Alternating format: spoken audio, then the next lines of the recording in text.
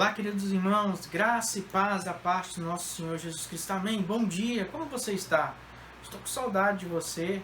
Já tem alguns dias que nós não conseguimos nos ver para estudar a palavra do Senhor. E nessa manhã eu gostaria de orar com você. Nós vamos dar continuidade ao nosso estudo no Evangelho de João.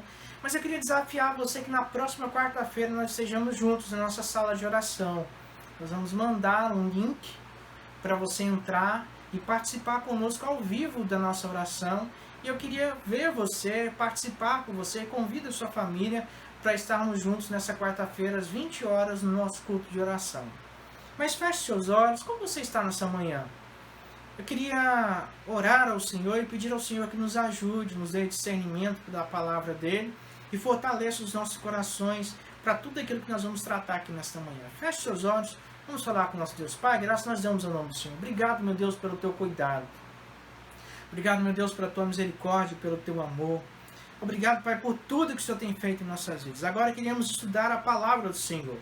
Pedimos ao Senhor, Deus, que o Senhor nos abençoe, que o Senhor nos guarde, que o Senhor nos ajude, Deus. Abra nossa mente para compreender todas as verdades que o Senhor irá ministrar aos nossos corações através da tua palavra. É isso que nós pedimos ao Senhor no nome de Jesus. Amém. Amém, irmãos. Vamos lá, então? Olá, irmãos. Bom dia. Que bom podemos estar juntos mais uma vez para adorarmos, bendizermos o nome do Senhor. Podemos estudar a palavra do Senhor. Vamos dar, então, continuidade ao nosso estudo da palavra do Senhor nesta manhã, no Evangelho de João. Nós vamos estudar, então, a lição de número 16. O tema é o cálice e a crucificação, tendo como base os capítulos 18 e 19 de João, que nos diz assim: aquele que viu isso e dá testemunho, o testemunho dele é verdadeiro. E ele sabe que diz a verdade para que também vocês creiam. E isso aconteceu para se cumprir a Escritura: nenhum dos seus ossos será quebrado. E outra vez diz a Escritura: olharão para aquele que a quem transpassaram. João 19, 35 a 37. Nós temos aí então o alvo da nossa lição. Ao estudar essa lição, você vai reconhecer a cruz de Cristo como ponto central do cristianismo. E temos alguns objetivos nesta manhã do nosso estudo, né? Identificar o amor e a misericórdia de Deus na cruz, sentir e apreciar a providência de Deus em relação à salvação do ser humano e buscar conhecer ainda mais a obra de Cristo em resposta ao cuidado de Deus por nós. Nós vamos ver, irmãos, que o episódio da cruz foi um episódio marcante na vida dos cristãos, porque foi através do sacrifício de Jesus, através da demonstração pública do amor de Deus ao entregar o seu próprio filho naquela cruz, que o véu que nos separava, o abismo que nos afastava entre nós e o nosso Deus, ele foi sanado, foi quebrado. E Jesus, de fato, é a ponte para todas essas circunstâncias, e por isso nós precisamos ter uma compreensão real e verdadeira do sentido da cruz de Cristo, e entendermos de fato desse cálice da crucificação dele, para que assim nós possamos caminhar sempre em novidade de vida com o Senhor e tendo uma compreensão correta a respeito da verdade do Evangelho, né? Mas de fato, irmãos, quando nós olhamos para a crucificação de Jesus, ela, ao passo que ela é um misto de dor e sofrimento, mas ao outro passo também ela demonstra a graça e a misericórdia divina. Porque ao mesmo tempo que Jesus sofreu por nós, por obediência ao Pai, também demonstrou o seu amor e graça com a humanidade. Então, de fato, a cena da cruz, o sofrimento de Jesus, então havia a cruz nesse sentido, tudo aquilo que Jesus passou na cruz é justamente para demonstrar a graça e a misericórdia divina e o cuidado de Deus sobre as nossas vidas. Nós vamos perceber ao longo da lição que não existe nada para o homem, não existe nada que o homem possa fazer que possa comprar a sua salvação. A única maneira, de fato, de um homem alcançar a salvação é, de fato, através daquilo que Jesus fez por nós. O sacrifício dele é suficiente, o sacrifício dele foi necessário. De fato, que mediante a sua dor e o seu sofrimento, nós nos encontramos com a graça e a misericórdia do Senhor, mediante a obediência de Jesus, né? Aí nós entramos então no primeiro ponto da nossa lição e algumas coisas interessantes que nós precisamos observar então em relação à prisão de Cristo, né? E a narrativa dessa prisão aí em João capítulo 18, versículo 14, nos mostra algumas questões. Primeiro, sobre a voluntariedade de Jesus.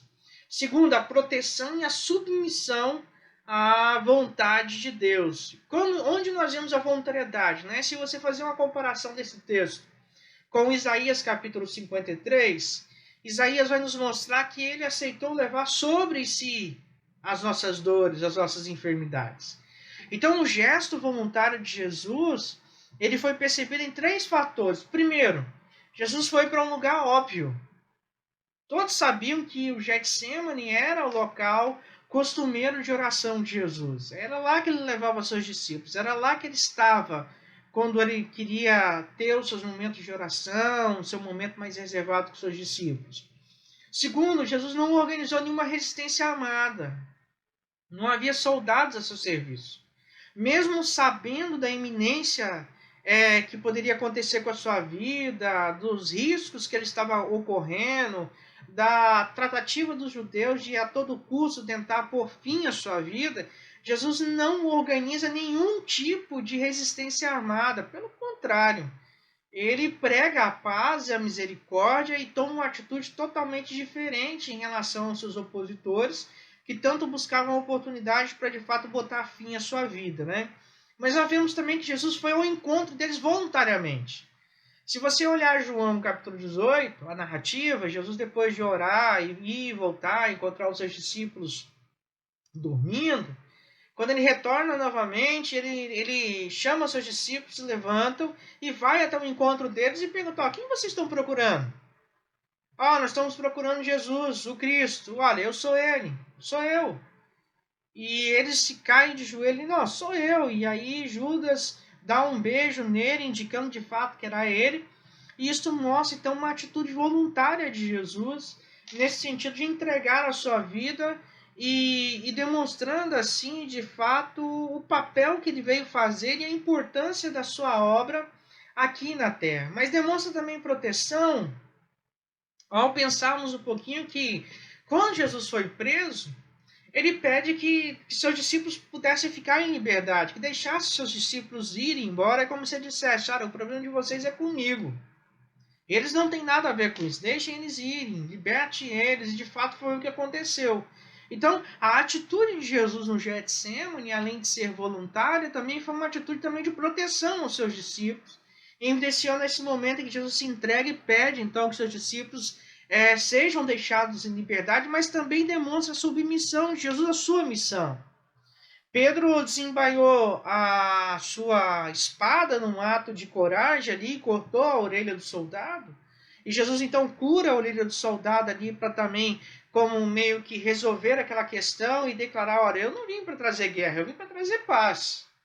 Eu não vim para fazer contenda, pelo contrário, eu vim para demonstrar o reino de Deus e falar do reino de Deus e falar do amor de Deus e falar da justiça de Deus. E quando Jesus então toma essa atitude de curar o soldado e apaziguar aquela situação, ele demonstra também a sua submissão ao Senhor, a submissão à missão que ele veio fazer, que ele não deixaria que nada impedisse ele de cumprir com o papel pela qual o Senhor Deus o mandou a essa terra para fazer.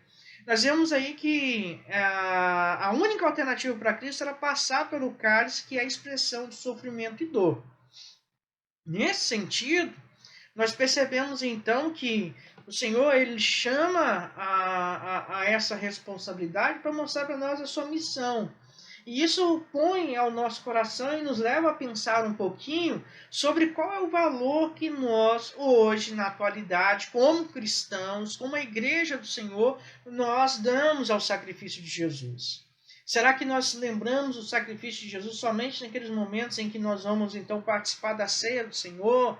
Quando o pastor está lá e ele fala: olha, esse é o corpo, esse é o sangue, é o memorial, aquela situação toda, e usa o texto de 1 Coríntios capítulo 11 para falar a respeito da ceia, nós precisamos ver que a nossa intenção e a nossa reação enquanto cristãos ela precisa ser uma reação também de submissão e de honrar tudo aquilo que Jesus fez por nós na cruz, porque de fato, se Jesus não tivesse feito aquilo por nós, verdadeiramente, nós não teríamos então a oportunidade de recebermos então a vida eterna e sermos reconciliados então assim com o nosso Deus.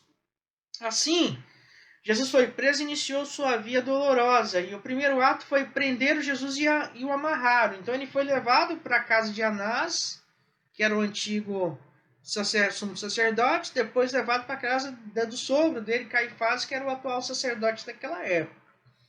E nesse sentido, então, inicia-se aqui, né, a via dolorosa de Jesus, todo aquele aspecto que ele teve que passar do seu sofrimento para que eu e você hoje pudéssemos desfrutar dessa vida eterna. E aí, nós entramos então dentro ainda do cálice de Cristo, desse cálice de sofrimento, nós vamos ver então a negação de Pedro.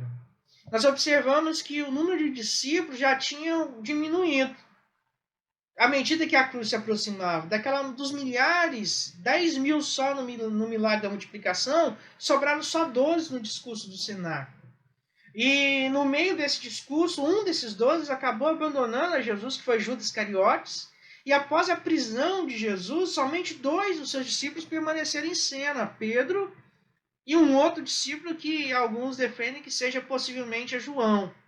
E nesse sentido, então, nós percebemos que à medida que Jesus se aproximava da conclusão, então, da sua missão aqui na Terra como nosso Salvador, como Messias, aquele que veio de fato para assumir o nosso lugar naquela cruz e levar sobre si os nossos pecados e as nossas afrontas contra o Senhor, nós percebemos de fato então que as pessoas foram abandonando a Jesus, foram deixando a Jesus e de fato deixando ele assim sozinho. Mas 3 coisas nós precisamos observar a respeito de Pedro. Primeiro, ele firmou a disposição para morrer a Jesus. Ele tinha dito, Senhor, esses aí podem abandonar o Senhor, mas eu não vou abandonar não, eu vou morrer pelo Senhor.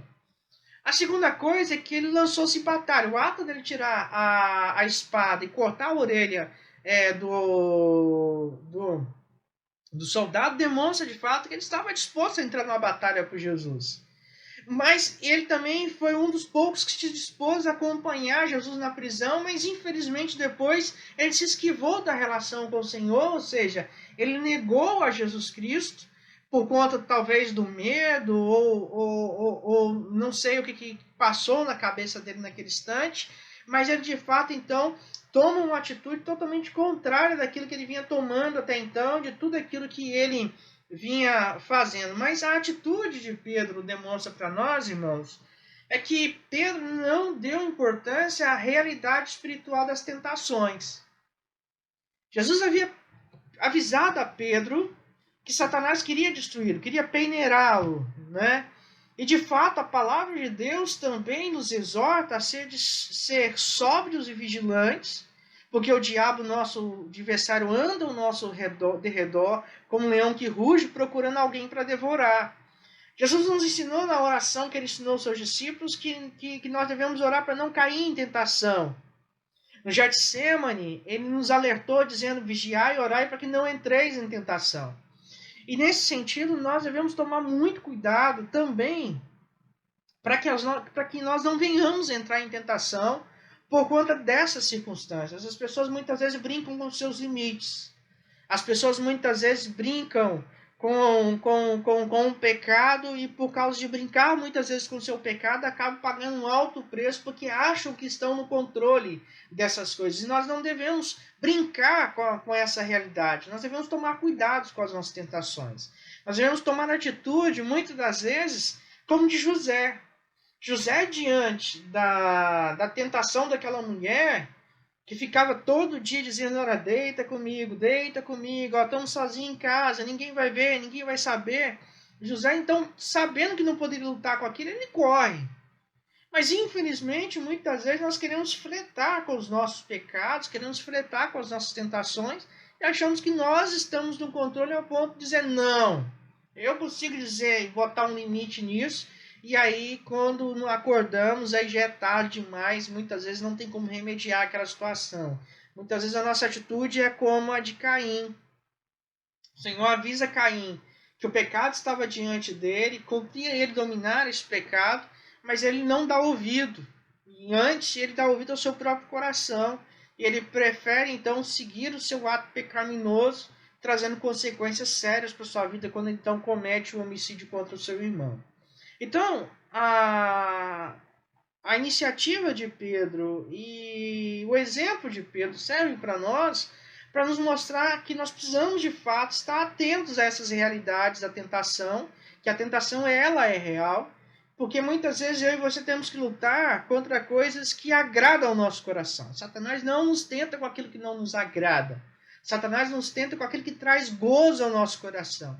E por isso nós precisamos tomar muito cuidado com essas circunstâncias e guardar o nosso coração e buscar ao Senhor para que nós também não venhamos entrar em tentação. Mas aí inicia então o julgamento de Jesus, né?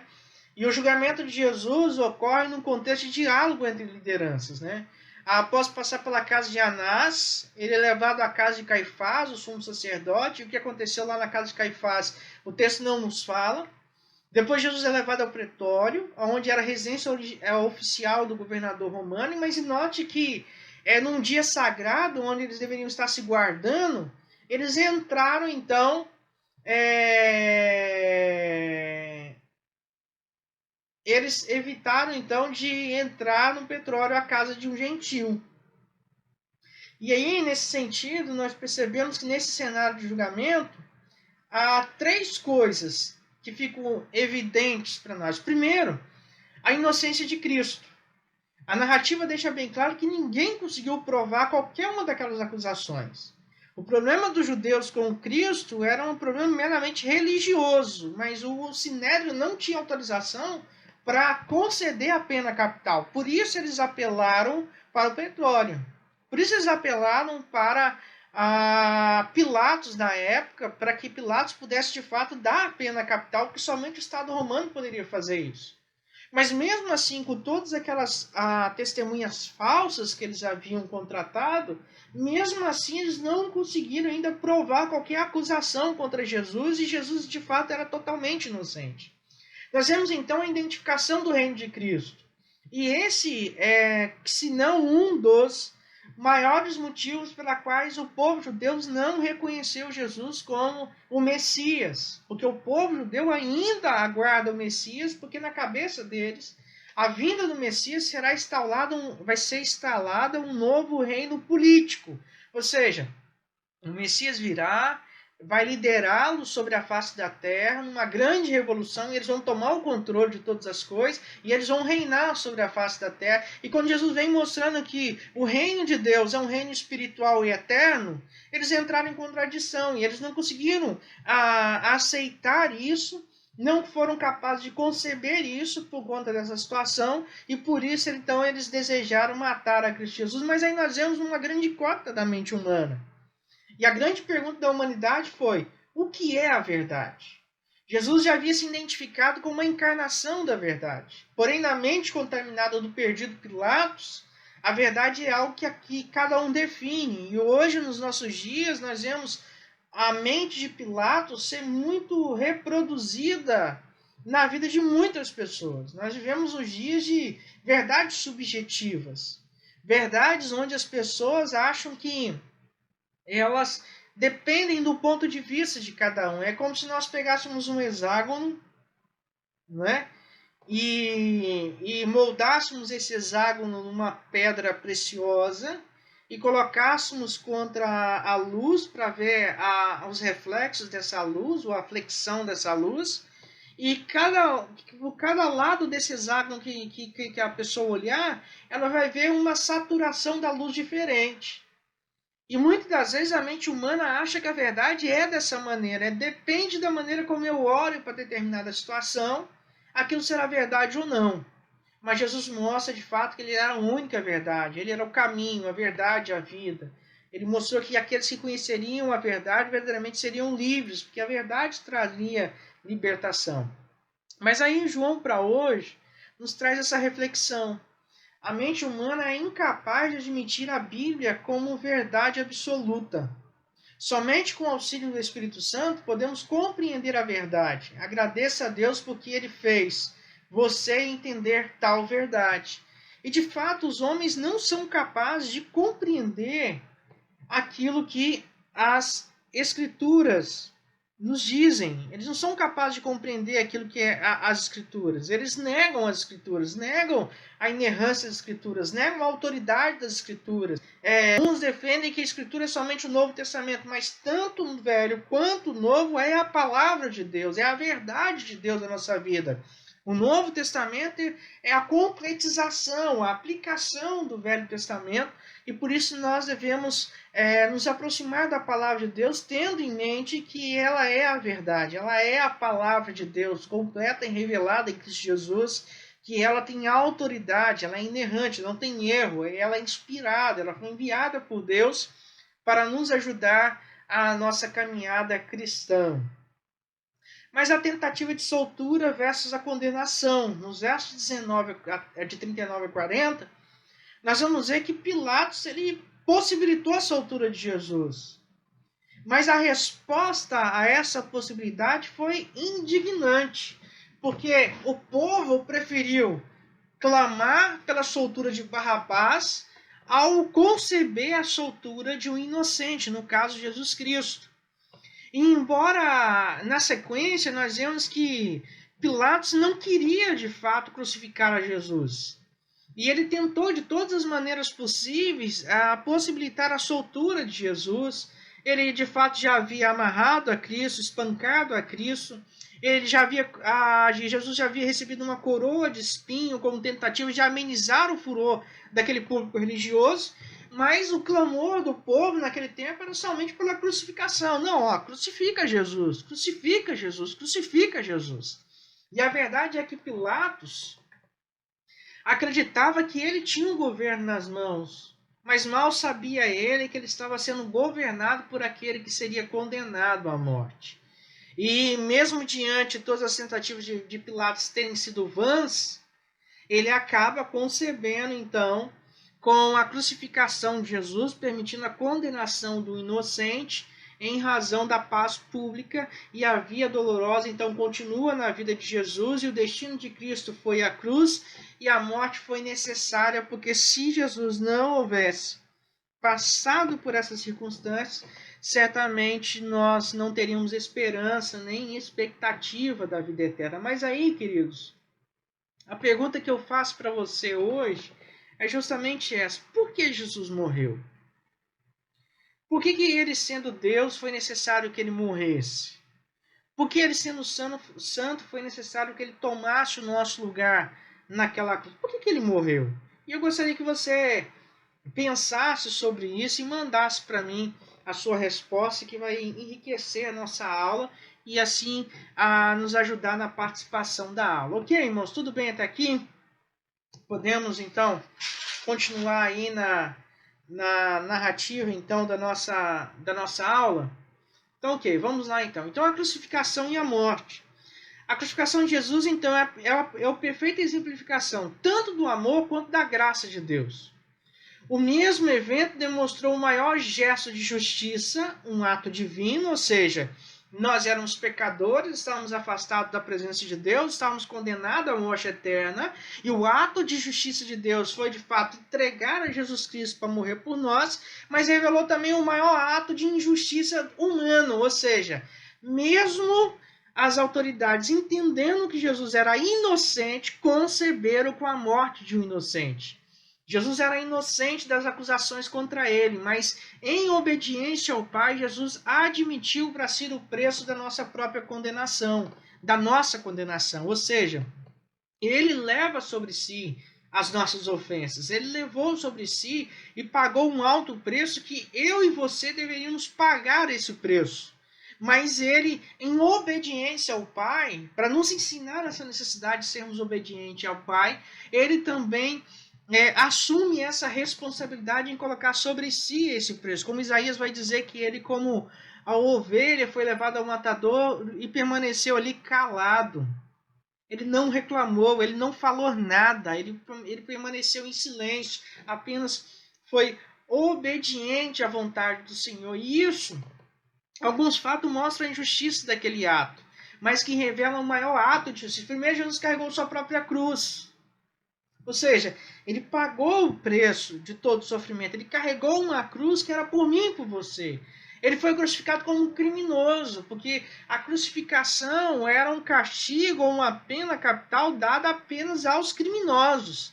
Ele teve o seu reino negado pelos judeus, ou seja, mesmo com todas as evidências das Escrituras, demonstrando de fato que ele era o Filho de Deus, que ele era o Messias, mesmo ali no batismo de João, quando ele foi batizado, e ao sair das águas, uma voz ao dizer, eis o meu filho bendito e quem me compraz.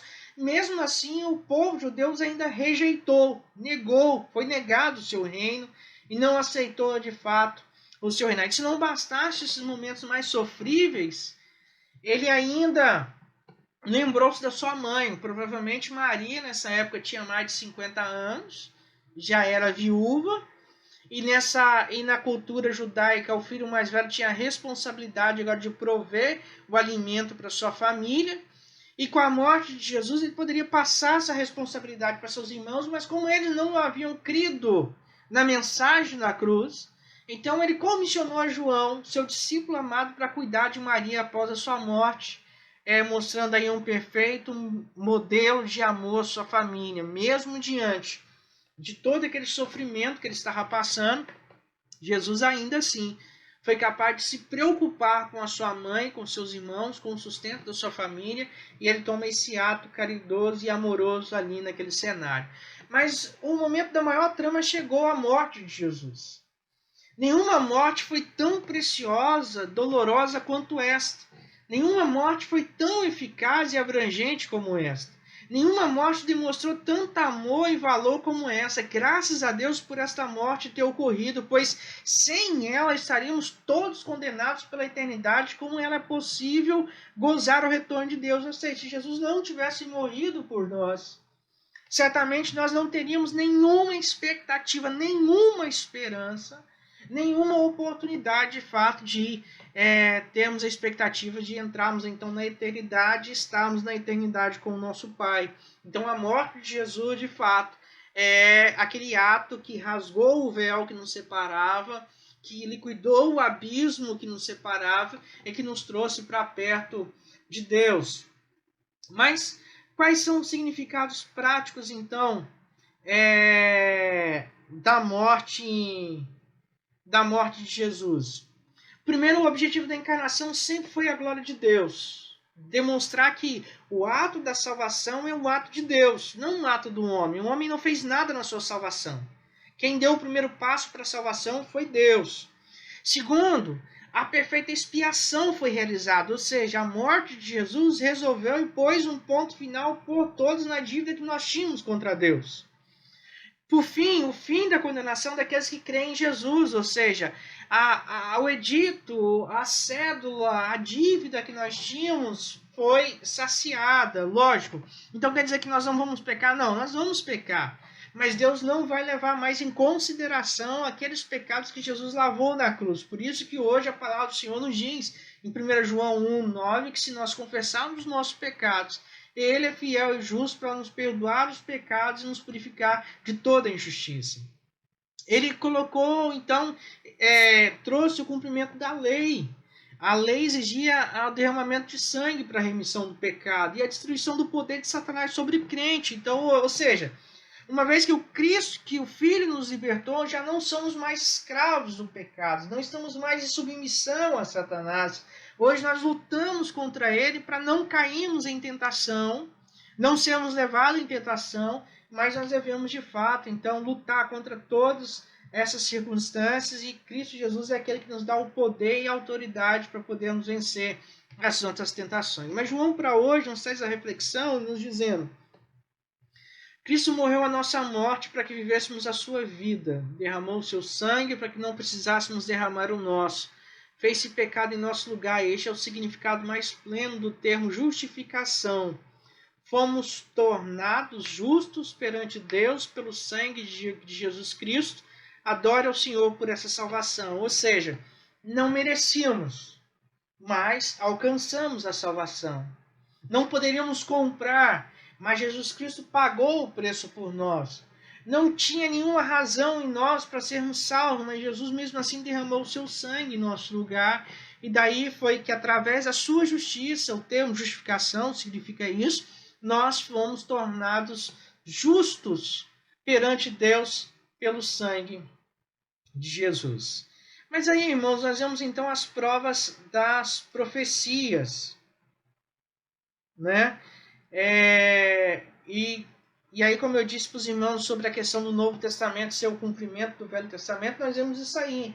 A sua morte na sua crucificação foi predita em Isaías 53 e é concretizada aqui em João. As suas vestes divididas, nós lemos falar dela em Salmo 22:18. A sede que Jesus teve é falada no Salmo 69:21. Seus ossos não foram quebrados, nos fala lá em Êxodo 12:46, Números 9:12, Salmos 34:20. Jesus seria transpassado, nós vemos em Zacarias 12:10 e Apocalipse 1:7. Até onde Jesus seria sepultado já estava profetizado, Isaías 53:9. Então nós vemos que Jesus de fato veio para cumprir as profecias, aquilo que se dizia nas Escrituras a respeito do Messias. E elas se cumpriram em Cristo Jesus e esse foi o seu papel de extrema importância. E aí, irmãos, durante o sepultamento de Jesus, nós vamos ver então 3 personagens importantes. O primeiro personagem é José de Arimateia, que era um discípulo secreto. Não existe nenhum outro registro no Novo Testamento fora da ocasião do sepultamento. O fato é que esse homem surgiu para honrar Jesus enquanto os apóstolos fugiram, e embora fizesse segredo com medo dos religiosos, ou seja, ele tinha medo do que os religiosos poderiam fazer com ele, ao ver que ele também era um dos seguidores de Jesus. Nós temos Nicodemos, que era um discípulo discreto. Em João 3, nós vemos a conversa dele de Jesus a respeito do novo nascimento. E ele descreve o interesse pelo ensino de Jesus. E Nicodemos demonstrava lampejos de fé, e ainda que sempre discretamente. Mas aí nós temos também as Marias, né? As discípulas declaradas de Jesus no Novo Testamento. E o Novo Testamento nos fala de 6 Marias. Nesse caso, o evangelista Marcos deixa bem claro que se tratava de Maria Madalena e Maria, mãe de José. Essas pessoas foram responsáveis por cuidar do corpo de Jesus e de sepultá-lo. Ok, irmãos? Tudo bem com os irmãos? Nós estamos encaminhando então para o encerramento da nossa lição. Se você tem alguma dúvida, manda suas dúvidas. Eu queria muito ouvir a sua participação a respeito da aula. Estou sentindo falta da sua participação. Mas, em linhas gerais, irmãos, nós podemos concluir essa lição da seguinte perspectiva. Primeiro, o cálice e a crucificação para anunciar a ressurreição, o objeto a ser examinado no próximo estudo nosso. Mas fato é que o sofrimento e a morte de Jesus na cruz foram necessários para que o amor e a graça de Deus fosse plenamente demonstrada e executada a favor de nós. É por isso, irmãos, que nós precisamos agradecer a Deus em todo o tempo pela nossa salvação, mas principalmente agradecer ao Senhor por Ele ter derramado e entregado Jesus em nosso lugar, porque sem Ele nós não teríamos então a esperança e a expectativa de fato, recebermos então essa grande dádiva chamada salvação para nossas vidas, né? Mas eu quero encerrar então a aula deixando essa tarefa de casa para você, né? Tem algumas perguntas aqui, né? Qual é o efeito da obra da cruz em sua vida? Quais as atitudes de gratidão a Deus pela cruz você tem apresentado? A quem você tem falado da obra da cruz?